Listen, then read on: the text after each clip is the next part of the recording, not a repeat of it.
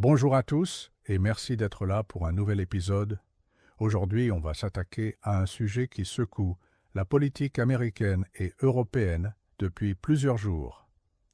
Un document de 28 points, présenté par Donald Trump comme un plan de paix pour l'Ukraine, est en train de provoquer un malaise profond dans les capitales occidentales. Beaucoup d'analystes le considèrent non pas comme une proposition de paix, mais comme une capitulation exigée de Kiev. Et ce qui inquiète encore plus, c'est l'origine possible de ce texte, que plusieurs responsables américains affirment avoir été rédigé avec aide directe de personnalités russes proches de Vladimir Poutine. Depuis que cette information a commencé à circuler, la tension monte d'heure en heure. Des sénateurs américains, y compris républicains, disent ouvertement que le plan reprend presque à la lettre les demandes historiques du Kremlin. Pour beaucoup, il ne s'agit plus d'un débat diplomatique, mais d'un test décisif de la crédibilité des États-Unis et de la sécurité européenne. Alors, avant d'aller plus loin, on va poser clairement les enjeux. Pourquoi un document prétendument américain ressemble-t-il autant à une liste de revendications russes? Pourquoi l'Europe réagit-elle avec autant d'inquiétude? Et surtout, que signifierait, adoption d'un tel plan pour l'avenir de Ukraine et du continent? Un des principaux problèmes vient du fossé entre ce que Washington dit publiquement et ce que certains responsables reconnaissent en privé.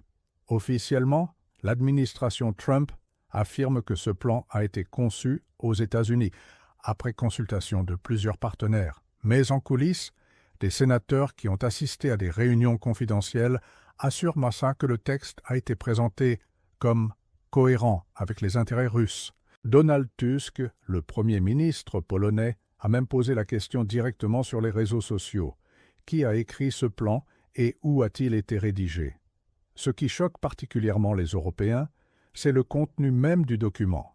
Le plan demande que l'Ukraine cède non seulement les territoires actuellement occupés par la Russie, mais aussi l'intégralité du Donbass, y compris des zones où l'armée russe n'a jamais mis les pieds.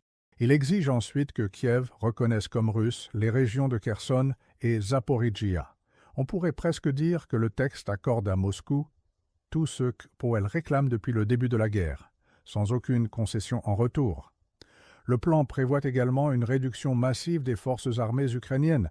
L'armée serait limitée à environ 600 000 soldats, soit presque la moitié de sa capacité actuelle. Pour les experts militaires, c'est une mesure qui laisserait l'Ukraine totalement vulnérable face à une nouvelle offensive russe, surtout quand on sait que Moscou dispose d'un appareil militaire, environ 1,5 million de sommes, avec un budget de guerre désormais complètement mobilisé. Et évidemment, un pays qui réduit son armée de cette manière ne peut plus envisager d'entrer dans l'OTAN, ce qui semble être un objectif assumé du document. Le texte propose ensuite de réintégrer la Russie dans le G7, recréant un G8 comme à l'époque d'avant la Crimée.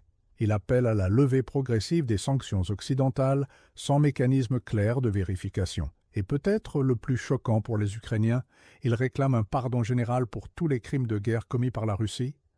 Boutcha, Mariupol, les déportations d'enfants, les bombardements de zones résidentielles, tout serait effacé au nom d'une réconciliation. Quand on met tout cela bout à bout, il devient difficile d'imaginer un plan plus favorable aux intérêts russes. C'est précisément ce qui a fait naître les soupçons sur son origine réelle. Plusieurs sources affirment que Steve Witkoff, envoyé spécial de Trump, aurait travaillé main dans la main avec Kirill Dmitriev, directeur du Fonds souverain russe et proche du Kremlin. Selon ces informations, Witkoff n'aurait pas négocié un document américain, mais se serait contenté de transmettre un texte élaboré en Russie, mis en forme sur du papier officiel américain.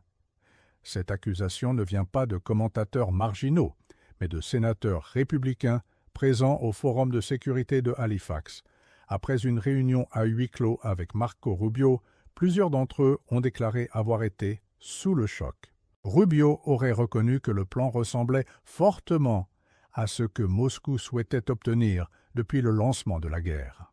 Face à la tempête médiatique, Rubio a tenté de rectifier en affirmant sur X que le document avait bien été rédigé par les États-Unis, avec consultation de toutes les parties. Mais sans préciser quelle partie, ni dans quelles conditions ces consultations auraient eu lieu. Du côté européen, l'inquiétude est palpable. Les capitales du continent comprennent que si les États-Unis poussent Kiev à accepter un accord taillé sur mesure pour le Kremlin, cela rebat totalement les cartes de la sécurité collective. La Pologne, située en première ligne, serait directement exposée à l'armée russe en cas de nouvelles avancées. L'Allemagne se demande déjà comment garantir sa propre sécurité dans un scénario où Washington ne serait plus un allié fiable. Et à Bruxelles, l'idée d'un renforcement massif de la défense européenne, voire d'une dissuasion autonome, commence à être évoquée sérieusement. Il faut également évoquer un point que certains analystes américains hainent, hésitent plus à mettre sur la table: la possibilité que Trump soit sous influence russe via du compromat, c'est-à-dire des informations compromettantes détenues par Moscou. Ce n'est pas une théorie farfelue lancée sur les réseaux sociaux. Des spécialistes du renseignement expliquent depuis longtemps que le Kremlin utilise ce genre de levier depuis des décennies. Et si ce plan s'avère avoir été dicté par Moscou, alors cette hypothèse gagne en crédibilité, même si personne n'ose encore la confirmer officiellement. Les conséquences d'un tel plan seraient immenses. L'OTAN risquerait de devenir une alliance zombie, toujours debout en apparence, mais morte de l'intérieur. La confiance dans la garantie américaine, qui repose sur l'article 5, serait profondément ébranlée. Plusieurs pays européens envisageraient de réarmer massivement, dans certains cas même d'explorer l'option nucléaire, ce qui transformerait radicalement le paysage sécuritaire du continent. Et il ne faut pas oublier la Chine, qui observe tout cela avec beaucoup d'attention. Si Pékin conclut que Washington peut être forcé d'accepter des annexions obtenues par la force, cela pourrait influencer ses calculs sur Taïwan. Au milieu de tout cela, il y a l'Ukraine et son président Volodymyr Zelensky, placés devant un choix impossible. Refuser le plan, c'est risquer de perdre le soutien militaire américain à l'approche de l'hiver. L'accepter, c'est renoncer à la souveraineté nationale et transformer le pays en État vassal de Moscou. C'est une décision qui pourrait définir le destin de l'Ukraine pour des générations. Aujourd'hui, une chose est certaine, ce qui se joue en ce moment va bien au-delà d'un document diplomatique. C'est l'équilibre stratégique de toute l'Europe qui vacille.